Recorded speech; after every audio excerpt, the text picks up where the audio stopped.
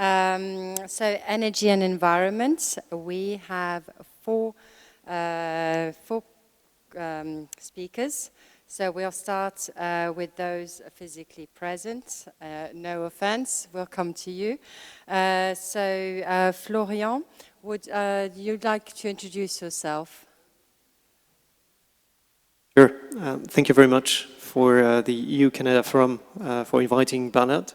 So my name is Florian Chapalain. I'm in charge of public affairs at Ballard Europe. So for those who do not know our company, Ballard is a global supplier of fuel cells for heavy-duty vehicles, but also stationary power and backup power. So why we're here is because we are headquartered in Vancouver, but we're also very active in Europe. So so maybe just a few words about fuel cells, because I know we have quite a diverse audience here. So it's basically a device that turns hydrogen into electricity, and in the process only produces water. So it's a true zero-emission technology. So it's zero-emission, I would say, at a global level. It doesn't emit CO2, so it's good for climate. But also at the local level, it doesn't emit any particulate matter or anything else. So it's also very good for local air quality.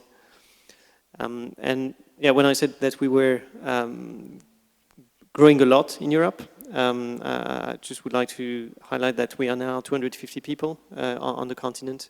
We have a European headquarters in Denmark. Where we have roughly 150 people, but then we have the rest of the team scattered around Europe in Norway, the UK, France, Germany, and Belgium. So thank you very much for having us.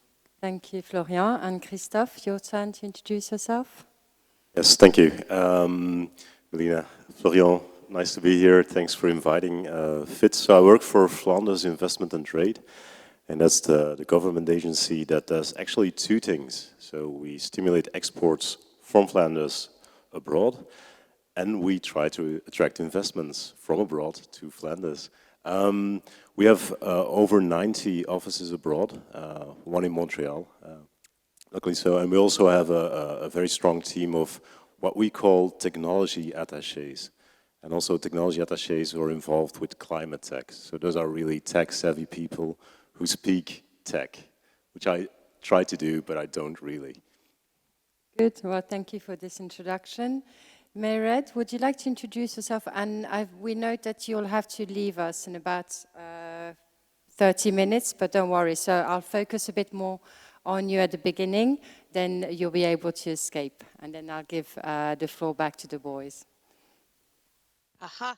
Thank you, Melina. And good morning, good afternoon, everyone. Delighted to be here with you, and delighted to be here with two great Canadian companies, companies that EDC knows very well. So very excited to share the stage with them. So EDC is Canada's export credit agency, Export Development Canada. We are, I have a title that I'm both very proud of and actually want to give up to someone else. We are Canada's largest clean tech financier, and I'm quite willing for others to participate in that sport. So I'd like to encourage that this morning as part of the Canada-EU Business Summit. So I think Canada has lots to offer when we start talking about energy and clean technology, and I very much look forward to the conversation today, Melina. Brilliant. Well, thank you very much. And Jocelyn, it's your turn. Jocelyn Doucet. I'm the CEO and founder of Pyrowave. We're a Canadian-based technology company, and we're also pretty active in Europe as well, as we've started a relationship with Michelin. What we do at Pyrowave, we are providing a microwave, fully electrical platform that turns plastic waste back into their root chemicals. And so we're able to close the loop on some specific types of polymers. And our relationship with Michelin is driven by their desire to turn 100% sustainable by 2050. And part of this, part of their activities are making synthetic rubber. And synthetic rubber consumes styrene monomer. And we're able, with our platform, to produce entirely renewable styrene monomer from polystyrene waste. And so we are starting one project in one of Michelin's facility, and we should be powered on by 2024. And we want to be here today and share our experience and in Europe and see how we can inspire in Canada from what Europe is doing, and vice versa, and see how we can transfer some of our amazing technologies in jurisdictions where policies and focus on sustainability can drive innovation and adoption of technologies. Brilliant. Well, this is perfect since the EU aims to be climate neutral by 2050. If everyone follows the same lead, then we should be getting there somehow. And it's definitely important that companies really show the way as well as individuals. So let's start with the first question. Energy consumption of a country has always been a mix of different sources of energy. How can we be more environmentally friendly without disrupting our economy and access to energy? How important is new technology relative to simply reducing our emissions? Who would like to start on this? Maybe Mairead? Yeah, go for it. Happy to go, Melina. Thank you. So when I think about this, I come from a position that certainly if we take to 2050, today we are going to need all sources of energy, and we're going to have to think of transition, not just as transition of existing energy sources, but transitioning to new sources, and how do we actually help the transition of the existing sources that we need. We don't see demand reducing, therefore we are going to have to work with many different sources of energy. So when I think in the short term, and we all understand the importance of 2030 versus what everyone is perhaps talking about as a 2050 objective, but 2030 and actually reducing the emissions in this decade is so important. So when I think of that, I absolutely think of what is it that we can do to reduce the emissions from the energy sources that we have today, to allow us then to invest in technology and invest in different energy sources that may be part of the longer term solutions. So whether you're looking at renewable energy, whether you're talking about our fossil fuel energy, whether you're talking about nuclear energy, I think it is going to be a mix of all of those.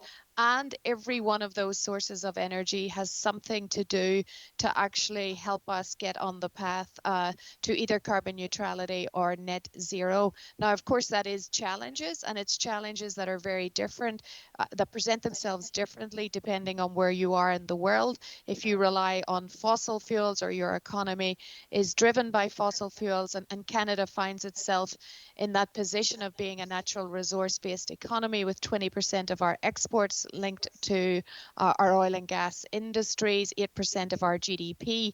To me, that is the opportunity that presents itself to Canada. How can we come up with a mix that delivers a low carbon future and transitions to it over time? So I think we've got to look at the inputs. It's a classic supply and demand equation as well. We've got to look at consumption, and we have to attack this from every angle. We cannot just say this is one source that needs to be addressed. It has to be looked at from every angle.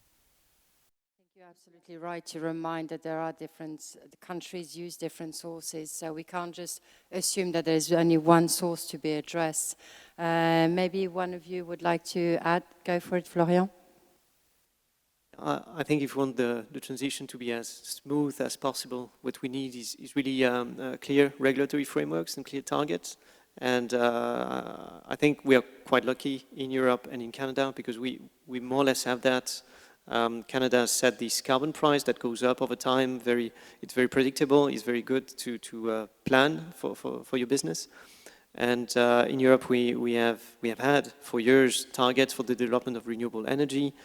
Now we have the Fit for 55 package, which has been presented a few months ago, which is also giving a quite clear signal to the industry, showing that the only way forward is towards decarbonization. So I think this will drive investments in the right direction. And I would say that that's one of the reasons why Ballard is growing so much in Europe at the moment, because we see so much momentum in Europe for hydrogen technologies, that this is a place where we have confidence to invest and to form new partnerships. And we think that up to 2030 and 2050, we have a clear path to really grow here. Good to know. Krystof, I can see that you want to go for it. Yes. Yeah, I'm very happy to hear that, because I think hydrogen indeed is part of the solution, and I think Canada can help us with that. But that being said, I'm from Belgium, from Flanders. Belgium has actually a double challenge in this, because we're going to have the shift away from nuclear to renewable energy, for sure. And we also firmly align with the European agenda, of course. But that means that as far as electricity goes and the demand, that's going to be very, very challenging. But at the same time, I think it's a very good thing that we have an ambitious government, both on a European level and a Belgian level, with a roadmap to go there. And I think, I'm absolutely confident that we can do that without a very disruptive effect or to guarantee to any company that they can still do what they want to do. Because I think demand for electricity, to be perfectly honest, is going to skyrocket, really, because that's part of the solution to go to a carbon neutral society. So, frankly, I think we have a double challenge, but I'm absolutely confident that we can make this happen. And I think it's a good thing that now there's clarity from the government, and now it's together with the businesses and with the incentives that will come with that, to really achieve the 2030 and the 2050 goal. But we're going to need the companies, and we'll have a very, very clear framework and a roadmap for them. Good, thank you. Jocelyn, would you like to add something to that? Because since you're already actually practicing sustainability. Yeah, maybe one point. So we're in the industrial environment. What we see is that historically, we've been relying on thermal energy for most of our commodities. So we've been very used to burning something to make new things. And that's essentially how we've been powering our industrial processes since industrial era started. I think we're focusing on electrifying industrial processes. And what that means is that there are ways where we can deliver power to sustain industrial reactions, chemical reactions, without necessarily having to burn something. And this is what we do with our microwave platform. We're able to make styrene monomer, for example, with 15 times less energy than the conventional processes. And that's essentially because, when we talk about energy, the real impact that energy has on our economy is through the work that we're able to extract from it. And so how much work can we do with the energy we burn? This is very low when we rely on fossil energy or thermal processes, but when we rely on electricity, this is almost 100% going to workable energy that can be used to transform material into new material. So being more energy efficient is not just using less energy, but it's also being able to transform our processes and rely on new technologies and rely on new approaches that can be more efficient, not just in terms of saving a few points of energy consumption, but really transforming the entire profile of energy consumption. This can have a significant impact, and that's why if there's 45% global emissions coming from manufacturing our products, it's because most of our products that we consume contain either steel, cement, plastic, all these commodities that are essentially produced by the same old processes that have been designed 100 years ago. So we need to really rethink how we make these processes, and new technologies exist, and this is where we can contribute as technology deliverables or technology companies, in this environment. Thank you very much for your contribution. And I'm going to jump already to question 3, only so that you can contribute, Mairead, in the sense that I'm looking at the time. So the environment doesn't have any border on the planet. Considering that the European Union actual CO2 emissions are 18% and Canada's are 1.6%, I think we have something to learn from Canada. If the objective is to save the planet in the years to come by lowering CO2 emission, as there are no planet B, how can Canada and the EU help big polluting countries such as China, USA, India to lower their emissions before it gets too late? Thanks, Melina. And there's a lot in that question, and I think while you're you were being very kind to Canada in that situation. I think this is part of the global debate today about historic emissions versus current emissions. And of course, we have to recognize population size in Canada versus population size in Europe. I would like to pick up on one of my predecessors' comments around EU and regulation and action. And I think that is a key point to consider going forward. That being said, I do believe Canada has a lot to contribute to the world in terms of the challenge that we all face. This is a global challenge, to your point, without any borders. I mentioned it before, we are a resource-based economy.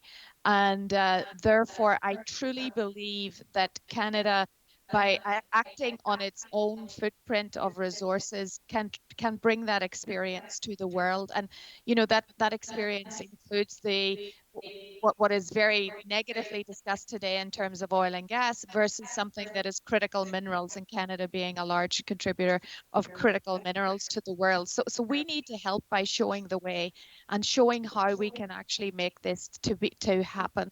So we have to start with some of our leading carbon intense sectors, and we have to engage them to demonstrate what they have done to actually lower emissions today. So whether that's our oil and gas industry or our aviation industry as two examples of carbon intense sectors that are actually, our oil and gas sector is the largest spender on research and development in Canada, and our aviation industry again leading in areas such as sustainable aviation fuel and some of the research and development with respect to the products themselves. So that is one of the ways that we can actually help as Canada, is to bring those products to the market. And it's not just our carbon intense sectors. I'm very proud to share the stage with Pyrowave and Ballard Power, who are bringing newer technologies that people, maybe 5-10 years ago weren't talking about, maybe hydrogen less so. We've been talking about that for a while. But actually bring these new technologies to the world. And Jocelyn, I think you said it well, actually, the opportunity that this presents. We all know that what's needed is in excess of $120 trillion to actually transition the global economy. I think Canadian companies have a chance to actually demonstrate that, whether it's in areas like carbon capture, hydrogen, what Pyrowave is doing. These are all things that Canada can be doing. I think some of the other areas that I'd like to quickly mention, Melina, and just thank you for giving me the chance, is with reference to the discussion on a just transition, and maybe your first question, we have to recognize that there will be disruption. And as much as we all want to minimize it, there's disruption for consumers, there's disruption for business, and there's disruption in the community at large in terms of how they use energy, how they actually use the resources that we've been given on this planet. So I think for Canada, again, with an Indigenous community, with communities that we need to be inclusive of in solving this problem, I think that's also an opportunity to show how a just transition can happen, and that will be very important to other parts of the world. I'm very excited by some of the new standard setting bodies. We need standards, we need regulation, and we need standards today. There's quite uh, a flurry of activity and a flurry of standards. So what do you sign up to? Do you sign up to TCFD or GRI, or how do you follow some of these things? So I think in Canada, I'm very happy to see the ISSB being headquartered in Europe, in Frankfurt, and in Canada, in Montreal. So these are some of the ways that we can, and perhaps I'll end with, we all have to bring the tools we have to the table. So one of the ones that's very much talked about and should be part of this conversation is the financial strength. So Canadian pension schemes are known all over the world for their investments that they make, and they are investing in European infrastructure as it relates to energy and as it relates to renewable energy. So how can Canada help? It can actually bring the technology, it can bring the finance, can bring the standards, and help build the environment that we're all going to need, and be a player on the international stage by influencing other countries and global bodies. So I see a big role that we can play. Excellent. So definitely leading by example and bringing in also the financing, which is important. I saw you reviewing some notes, Krystof, so I'm assuming you would like to give your input on there. I fully agree, but indeed, on for instance, the CCU, the carbon capture and utilization, that is something that we're doing research on. So frankly, we're very R&D driven, as is Eindhoven, by the way. So I do think, and we collaborate quite often with Canadian companies on that, and I think the same goes for hydrogen. So we do have CO2 as a feedstock, for instance. How can we use it really? Also on the capturing side, can we do it in empty gas fields or something? There's a lot of R&D going on into that, and so tech transfer is a given, and that is something that we definitely will do. But the question itself, because you're mentioning the USA, India, and China in one sentence, I think it's pretty hard to have just one size-fits-all answer. We do have to sort of question. I know. But the thing about India specifically, I think if they want to make the transition, and they do want to make that transition, I do think nuclear is going to be part of the mix.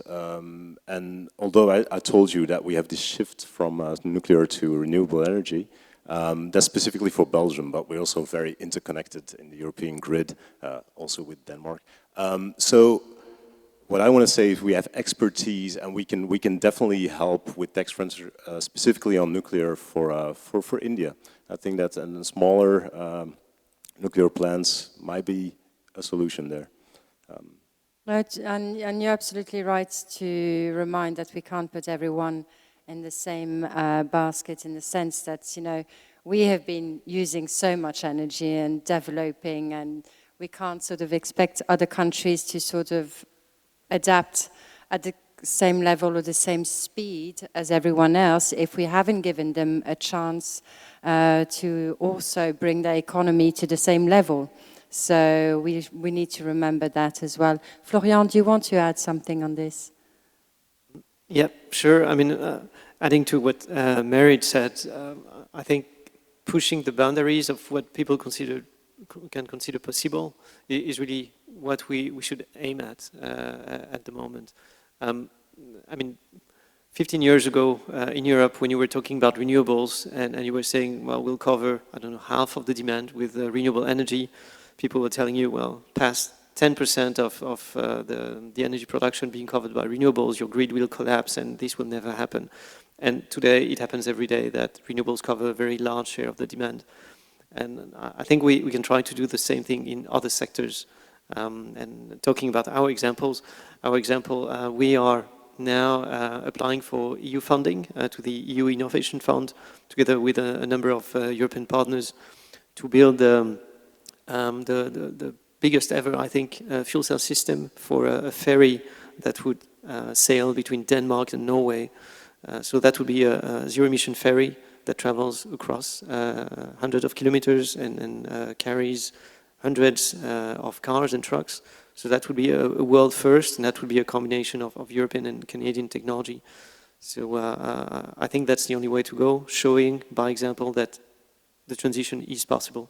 Exactly, that there is a solution, and by doing it, and for governments, companies and individuals to see those solutions, it will become possible, because then there's more financing naturally. And unfortunately, we do need financing for research, finding those solutions and going forward. I'll move on to the next question, which is with the European Green Deal, the European Union has a very ambitious plan to reduce emissions, and a lot of money is invested to reach that goal. What role Canada can play to assist the European Union to achieve these goals? I will address the question to Mairead. Jocelyn, I'm not forgetting you. Mairead will have to leave in about 5 minutes. So I'm giving her the floor, and then the floor will be again, and I appreciate your patience with. So much. And I think, Melina, I sort of went there in my previous answer, like what can we do to help and what can we learn indeed as well from the European Union. I'm very excited by the opportunities that the CETA agreement represents for Canada and for Europe and this collaboration, because the one thing that we need to recognize as it relates to energy and where we need to go is it will have to be collaborative. And I really liked Florian's last comment about Ballard Power. Like if we all think that we're going to do this individually, I think we've missed we've missed what's actually the size of the problem and what's needed. So I do see this as an opportunity to actually have collaborative partnerships, to have collaboration between companies. I think this will be needed at the country level, at the company level, and then as individuals, we have to also think of the role that we play as consumers. So I see this as Canada and Europe having a very good framework for which to trade to solve this. And when I think of Canada, I think of it in terms of three different things that we have to offer: products, services, and financing or investment. And I think all of those are going to need it, and all of those are going to be needed in collaboration with European companies. Because as we talk about Canada and Europe, we have to remember the developing nations and the nations that we want to trade with as well, that are going to need our help and our support as they also help their own economies. So for me, it's what products can we bring? We've got two great examples today. What services? We have a lot of experience in Canada with many different forms of energy, and that's going to be needed to actually help those reduce their emissions. And then, as I mentioned, our investments and the investments Canadian companies make in Europe and reciprocal agreements, I think, and I just watched the previous panel talking about research and development, and there was a great opportunity for collaboration to actually bring something to the table. So for me, it's those three things. And then as individuals and individual companies, our own net zero commitments, our own focus on our scope 1, scope 2, and scope 3 emissions. And I think as we start as business leaders to work together on those, that will really help both Canada and the European Union, and more importantly, help us as we trade with third parties. Brilliant. Well, thank you very much for your contribution. We appreciate you being here. And so I will turn the same question to, will one of you want to add something to this, or you're good? I can just maybe echo what has been said. I mean, I think that CETA was very good to help a Canadian company and European company work together. Since, I mean, over the last 2 to 3 years, we have developed a large number of partnerships with European companies, large ones, startups from all different sizes and different countries across Europe. So I think it was possible before, but now everybody was very conscious that there is this opportunity which is there and that needs to be seized. And in terms of research and development, I think there are a number of opportunities already to work together, but I've read recently that the EU and Canada are working on potentially giving access to Canada to Horizon Europe, or more closely associating Canada to this European research program called Horizon Europe. And I think that would be a good thing, at least from our European operations have been part of a number of projects which are very helpful in terms of technology development, but also in terms of creating new alliances, finding new partners. So we hope that this will happen and that we can use that to further develop our business. Good. So teamwork. I'm going to go back to one of the initial questions. So mass power generation solutions, such as ONG, coal, nuclear, hydroelectric, can have significant environmental impacts, both locally and globally. How can we achieve sufficient energy production, particularly baseload energy requirements, without jumping between solutions with equally negative environmental impacts? Jocelyn, would you like to take the question. Not in the energy sector really, but we're in the industrial application. So for us, the future is electric. So we need to really focus on electrification more than anything else. That, like I said, we need to switch to electrical energy that's clean enough. So for sure, any sources of electricity that has lower carbon footprint can help power more sustainable and more low carbon initiatives like what we do with our technology. But if I just can go back to the two questions before, so you talked about why the EU was how EU could help big polluting countries to reduce their emissions. I think uh, the one thing that's really important about Europe is that they have this long historical tradition of industries. Like they've essentially started the industrial revolution back in the years, and they have big giants out there, and they have all the value chain. There's a lot of big established companies that are operating, and they have a lot to lose if there's disruption in the way we do things differently than how we've been doing it for 150 years. So I think how they can help is by like taking that turn and being able to adopt these technologies. And since they're operating globally, because their value chain is spread it all over the planet, I think they can definitely help in accelerating these technologies being adopted everywhere. And that's really our focus. Working with Michelin, for example, or other companies that are based in Europe, they have operations globally. And so being able to demonstrate it at the European level with the proper frameworks and the proper policies in place that really show that the economics work, then you're able to help these companies spread it out and leverage their network and leverage their history in the market where they've established their business all over the world. So I think that's how you can help. And being able to focus, if I can get back to the first question, if we can focus on producing renewable energy, renewable electricity, and we develop all that new line of technologies that essentially run on electricity rather than running on fossil fuel or thermal energy, then we can really think, turning our addressing our CO targets. And you, again, it's very good, and I appreciate everyone when you come in and you want to go back to a question, really feel free to do so, because it's an open discussion and it makes it more interesting as well for the audience.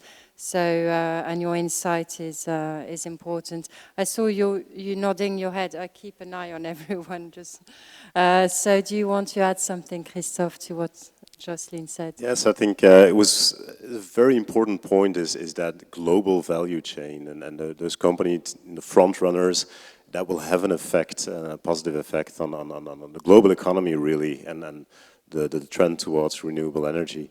But I wanted to add one little thing, and that is that we have to look globally where it makes sense to for instance, invest in, I'd say, solar energy. I know at this moment there are MOUs with places like Oman or like Chile or like Morocco. So the electricity gets produced there, and then the hydrogen or the ammonia can go by ship towards Western Europe. So there's a whole value chain indeed that really makes sense and that is really cost efficient and gets more and more cost efficient every day. If I look at this part of Europe, what we can offer is for sure wind energy onshore and offshore. Especially Denmark for sure, but also Holland is doing a great job in the North Sea. Unfortunately, Belgium hasn't got that shoreline that you would dream of, but still we're doing our best. Have other qualities.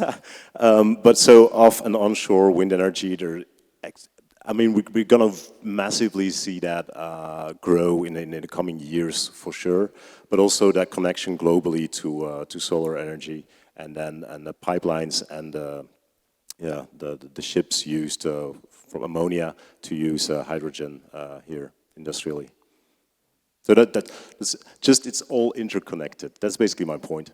Well, it's a very good point, and I'm pretty sure everyone agrees. Florian, do you want to add something on this?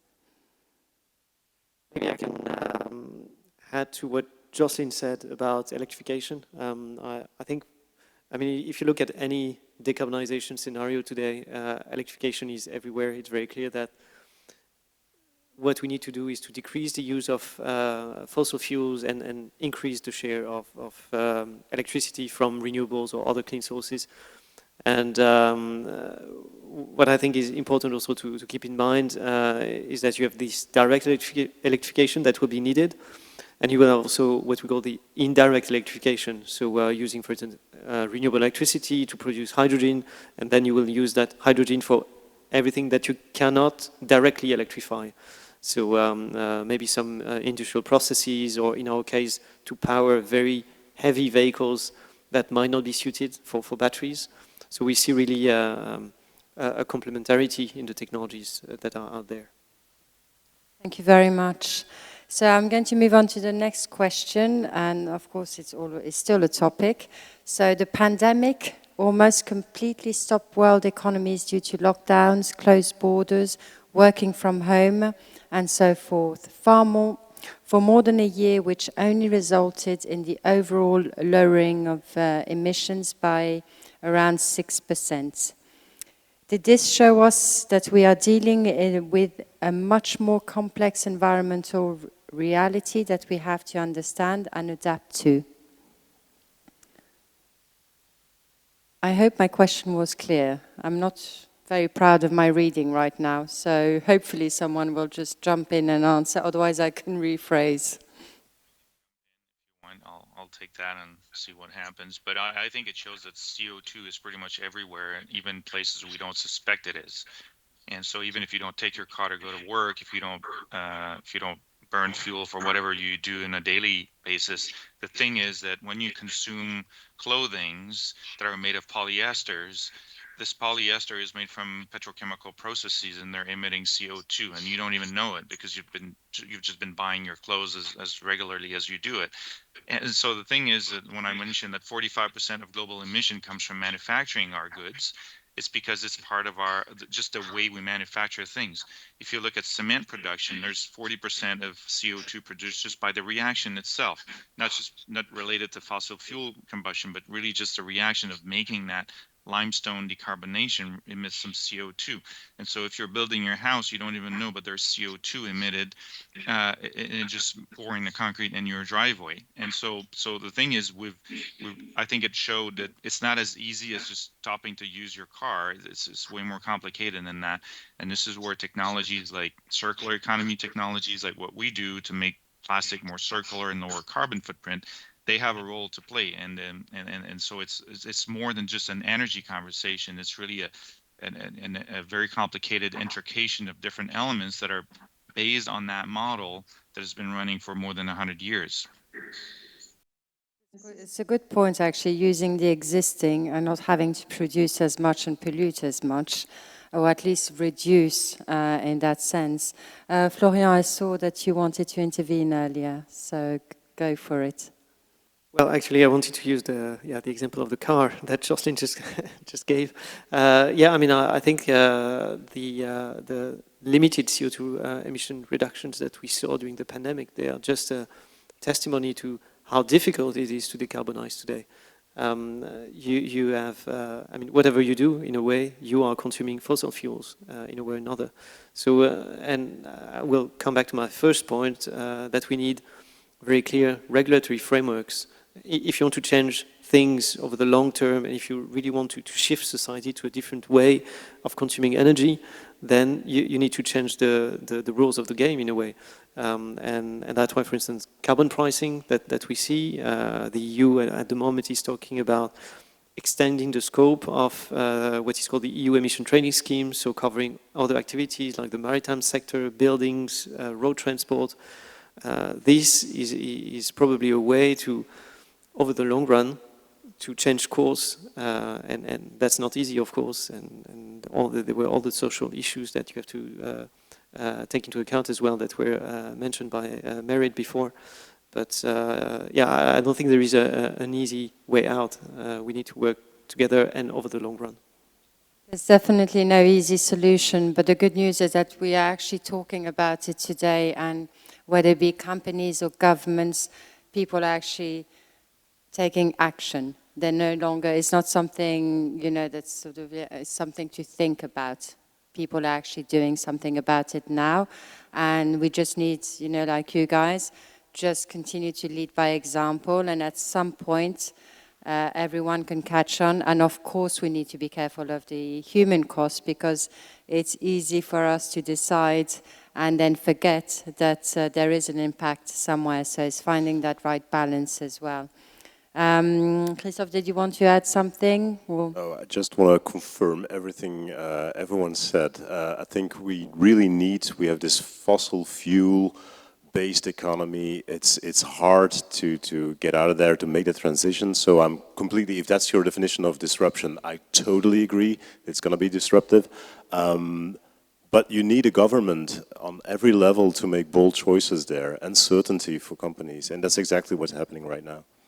Exactly, and it's actually good to see. It's not something that's being ignored and put aside. So I'm going to move on to the next question, which I'm going to do my best to actually read in a very clear way. So I think I'll just change. Voila, that's better.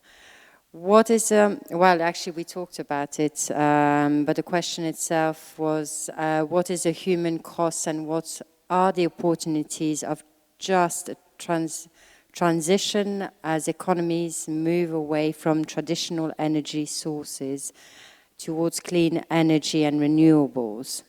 So it's coming back to the human cost, which we've addressed. So I don't know if one of you would like to jump in. Jocelyn?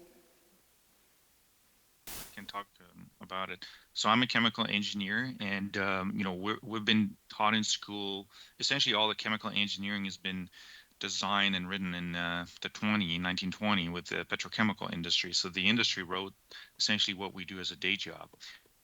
However, the skill sets that we develop are transversal, so we can apply them to multiple other sectors. So there's nothing like a pipeline welder. I mean, it's a pipe fitter or welder, and they can pipe and weld, pipe fit or weld anything else that's not necessarily a pipeline. So I think there's a big conversation to have about mobility of the manpower, and I'm not sure that right now with the manpower shortage that we experience in Canada that there's so much underemployment right now. And so, you know, the argument that displacing the status quo or challenging the existing industry is going to destroy value or destroy jobs, I think that's a wrong argument. We're hiring chemical engineers from different former petrochemical operations. We hire technicians and mechanics from other existing rig operations. And so I think it's just an evolution of the workplace and the skill sets. I think the skill sets that these people have developed in those very specific fossil-based or gas-based operation are totally applicable to industries like circular economy, low carbon chemical production. I mean, we're still using distillation column to purify our final product, but it's just that the products that we make are using other new technologies. And so all the skill sets that is existing in an existing refinery can be applied in our low carbon refinery if you want. So I think that's the key element, that, you know, we have all the manpower, we have all the skill sets, and there's a lot of companies like us and probably like Ballard that are looking for people that are highly qualified, that have this expertise, and then they're just looking to move into this new transition. Very much. Florian, Krystof?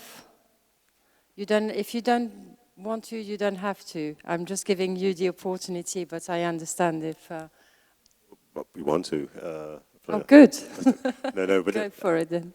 Let me just add that if there's any need for new training, and I think there is, to be honest, to make that shift, that is something that also can be an initiative together with the federations, together with the companies, but that the government also can help to make that happen. But indeed, I totally agree with Jocelyn that it's a bit wrong to put it that way, that the human cost is going to be very huge on this one. I think it's an opportunity, and at the end of the day, it's how I think this shift can happen without, and that's what I meant by no disruption. I think it can happen without any severe human costs at all. So I think training is indeed needed. But I don't think there's going to be a huge unemployment. On the contrary. No, and I think you're quite right, because we forget how humans are able to adapt. And if we have to adapt and if we have to change, then we can, and we are able to. So, and it's actually good to remind that we shouldn't fear losses or changes, because at some point we do have to step up and help with the transition and move away from we can't do this because this might happen.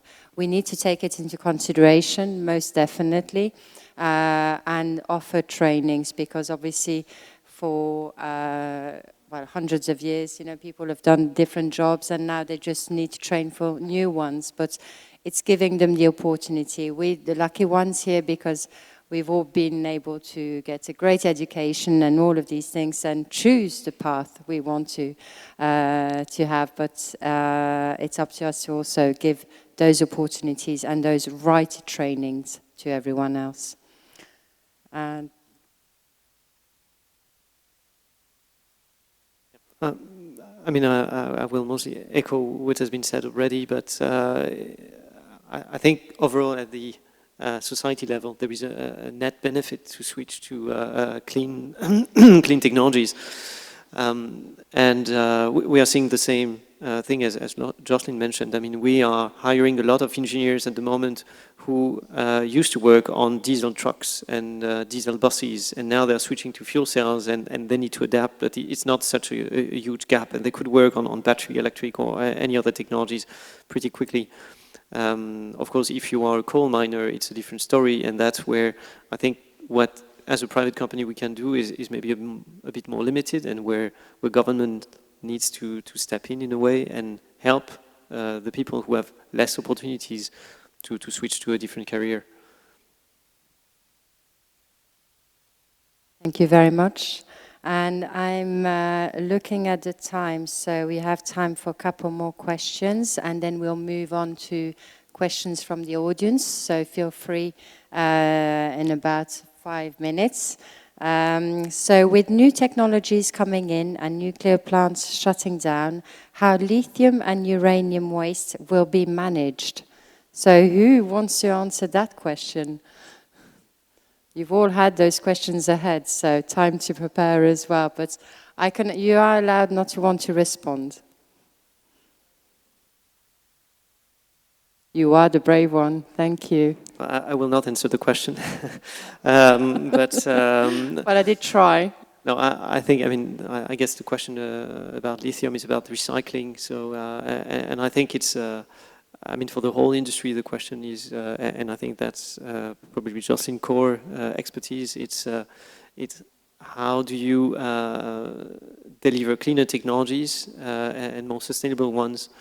So not only producing new technologies, but making sure that you can reuse the materials and so on over time, to make sure that your technology is really sustainable, not now, but also in the long run.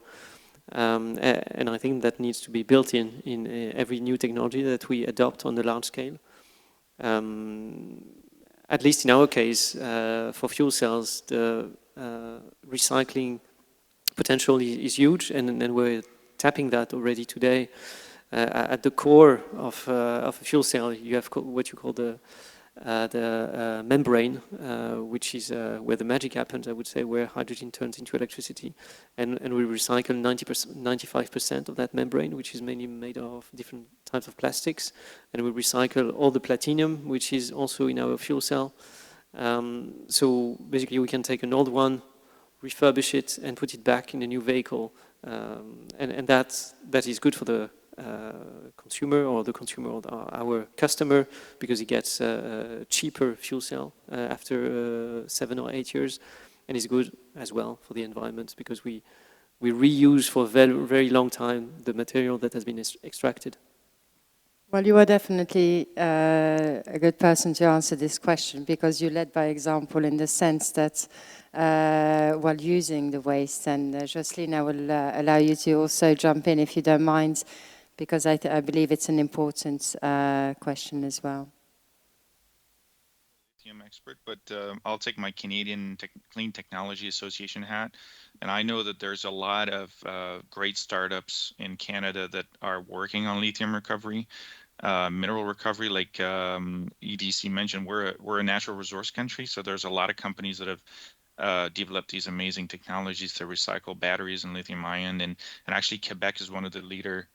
With Hydro-Quebec is one of the leader in battery development. And so we have this expertise here in Quebec and in Canada in general. And if I can just go back to a comment that was made before about carbon pricing, I think, we need to talk about it before we leave this meeting, because in my opinion, all what we're talking about, how we can do and accelerate the transition to lower carbon economy, I think it all comes back to how do you put the carbon price on the balance sheet? Because at the end of the day, if you're making the same product as the Virgin, the same quality with lower carbon footprint, and it still does not show up as a net financial benefit on the balance sheet, it's very, very, very difficult, not to say impossible, for companies to adopt these new technologies, essentially because it involves a big change in assets and lots of capital involved. And if you cannot show up a return on the balance sheet based on the carbon reduction, it's impossible, very difficult to sell these projects. So right now, when clean technology projects are approved without the carbon pricing show up on the financials, that means the project is actually much better just on a quality perspective without having the carbon involved in the calculation. So it's putting a lot of pressure on clean technologies not to just deliver same quality, but even much better quality, because we're not accounting for the net carbon benefits. So I think that's the main takeaway, and that's where the EU is taking a lead, not only on the carbon pricing, but also on the carbon border adjustment, because then you're able to level the playing field for all the actors on the global supply chain. Thank you. Very good points, and I can see you nodding away, Krystof, so you really have to take the floor now. Yeah, no, I totally agree. So with the tariffs, the thing is, Jocelyn, as you well know, that over the past 100 years, ecological footprint in products was never calculated into the price, and that is a huge change, and that is going to change, and that's going to be part of the solution, is that you calculate it into the price, what is happening in the production process of your product. Within Europe and outside the borders, for sure, to create that level playing field. So, but that's part of the climate law and of the roadmap that's laying ahead. So it's part of the solution, indeed. Thank you very much. We have 1 minute left. If you want to add something before I give the floor to the audience, if they have any direct questions for you guys. If you want to just give your own conclusion, or we can move on to the Q&A. Very, very shortly on the nuclear waste, because Feel free. I'm willing to answer. No, just very shortly, it's part of the argument that's been made to make that shift away from nuclear was exactly what do we do with the waste. I know for lithium, and I know for uranium to a certain extent, you can recycle. For uranium, it's just a fraction. But what do you do with the rest? And the fact that it's for 100 and maybe thousands of years is so difficult to live with, and that is something that we're working on storage. We have a lot of R&D on storage very safely, but then again, it's a time frame for politicians, but for humans alike, that is very difficult to grasp. So yeah, that was the main argument, I think, for the shift away from nuclear. Just wanted to add to your question. No, you're absolutely right. Florian, do you want to add a conclusion? Very quickly, I mean, looking at this conversation here, it's pretty clear that on the other side of the Atlantic here, we are quite aligned on what the next steps are. It's about carbon pricing, it's about recycling, it's about investing in new technologies. So I think it's just a very good, it shows very well that there is already this strong cooperation that needs to even go forward if we want to, well, help the world decarbonize the planet and also benefit from it ourselves. Super, thank you. Jocelyn, would you like to add something? Well, so we have a lot to inspire from in Canada from what the EU is doing. I think that strong policies and regulation are critical elements for a sustainable environment for new technologies to develop and grow. And also, so we typically say good regulation, good policies in place, having the proper people from the value chain involved on the territory. I think the EU has that, and then having access to good technology. I think Canada can. This is where we can contribute. I think with the support.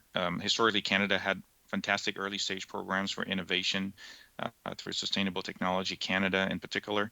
So they've been fostering and initiating a lot of early stage projects where 10 years later down the road, you're able to have these near commercial technologies ready for showcase.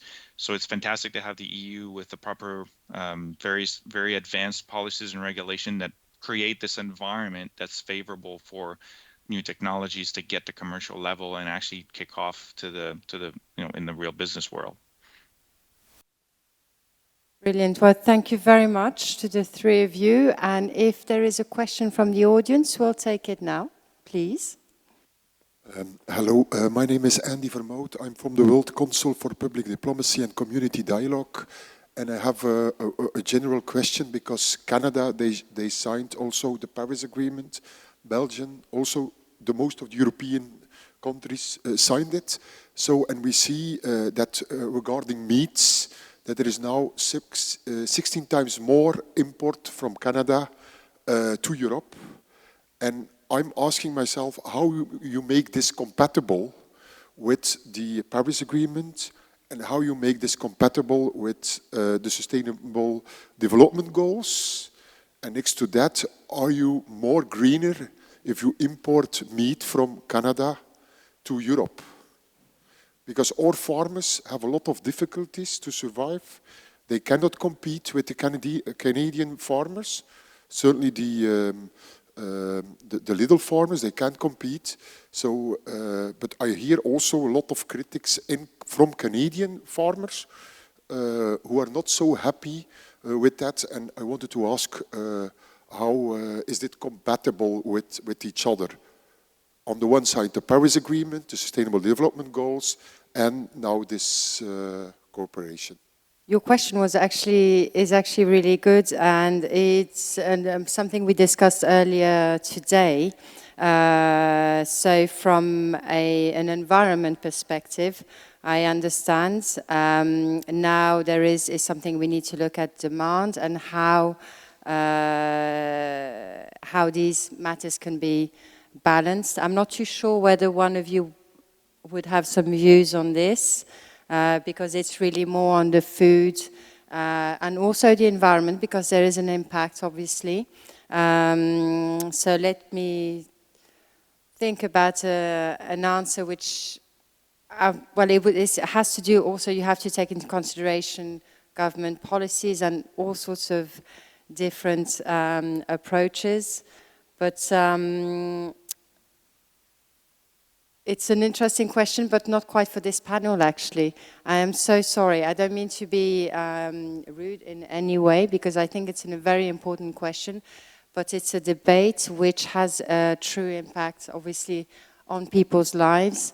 And if anyone in this room wants to answer this question, you're more than welcome. Otherwise, I'm more than happy to sit down and have that debate with you on a one-to-one basis, if that's all right with you, unless... I'll just give one little point that I can point out is that the point that I made about calculating the ecological price, and that means also transport, is something that's going to happen in the near future. It's not happening yet, but it's, I think, for a fair and just economy, that is something that is on the table.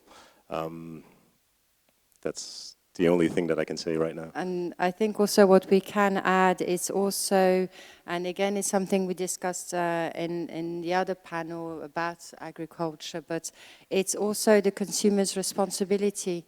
And if the EU and everyone, you know, across the world, and Canada clearly labels everything, we know that now we're labeling the quality of the food, but we label the impact.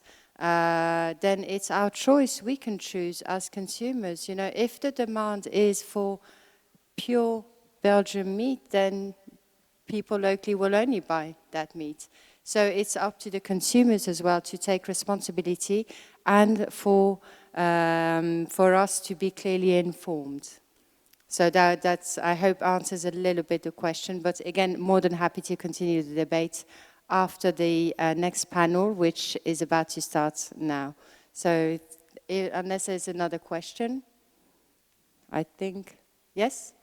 Okay, so it was going to be a short one, and I apologize, the next panel, I will be coming in.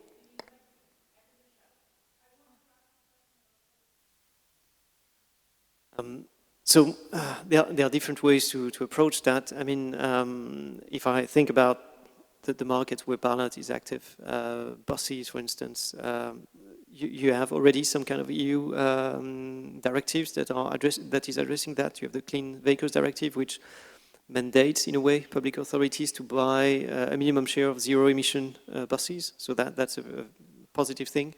And it's technology neutral, it's zero emission, so then the best or the most economical technology will win out in the tenders. Then more generally, I think taking into account the life cycle of a product is also something that would help. Encouraging public authorities to do that, because I mean, you have,